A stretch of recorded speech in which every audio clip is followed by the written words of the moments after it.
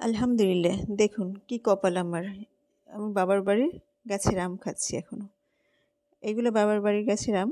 আমগুলো পাওয়ার সাথে সাথেই মাথার মধ্যে অনেক চিন্তা জেগেছে, কি বানানো যায়। মোরব্বা বানাবো নাকি টক মিষ্টি ঝাল আচার বানাবো নাকি আমসত্ত্বা বানাবো। আর আমের তো অনেক রেসিপি আছে। যাই হোক, আমার বাচ্চারা অবশ্য মিষ্টি পছন্দ করে না, টক মিষ্টি ঝাল পছন্দ করে, ঝালটাই বেশি পছন্দ করে। তাই চিন্তা করলাম আমগুলো সব ছেলে নিয়ে প্রেশার কুকারে ভালো করে ধুয়ে নিয়ে কাঁচামরিচ, হলুদের গুঁড়া, মরিচের গুঁড়া আর লবণ দিয়ে সেদ্ধ করে নিচ্ছি। কয়েকটা ছিটে দিয়ে বেশিক্ষণ সময় লাগবে না, 2-3টে ছিটে দিলেই এটা সেদ্ধ হয়ে যাবে। তারপরে চুলা অফ করে আমি আমটাকে নামিয়ে নেব। দেখুন কতটা সেদ্ধ হয়ে গেছে। এখন আমি একটা প্লেটের উপরে একটা স্ট্রেনার দিয়ে চেপে চেপে আমের কিছুটা অংশ বের করে নেব, আর কিছুটা অংশ আমি আটের মাঝে রেখে দেব।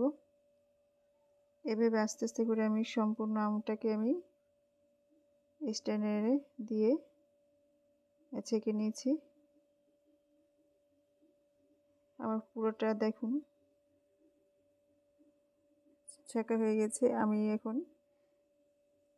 জাটির সাথে যে অংশটা রয়ে গেছে ওইটা আমি আলাদা করে রাখবো, আর যেটা বের হয়েছে আমের অংশটা, এটা আমি দিয়ে আমসত্ত্বা বানাবো।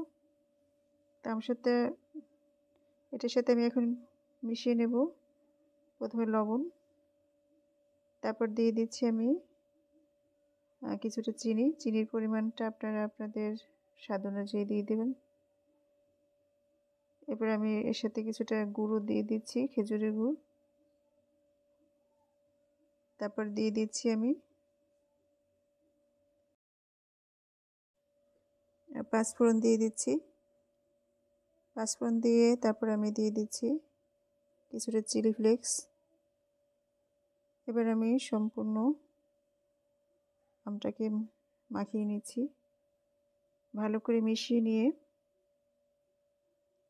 আমি এখন এটাকে 2টা ভাগে ভাগ করে নেব, যেহেতু এখানে পরিমাণটা বেশি হয়ে গেছে। তাই আমি আর একটা পাত্রে কিছুটা দিয়ে 2টা ভাগ করে নিয়েছি। আর আটির সাথে যে আম লেগে থাকা আমগুলোকে দিয়ে আমি আচার বানিয়ে নিয়েছি। এই হলো আমি বাবার বাড়ির গাছের আম দিয়ে কী করেছি আপনাদের সেটা শেয়ার করলাম।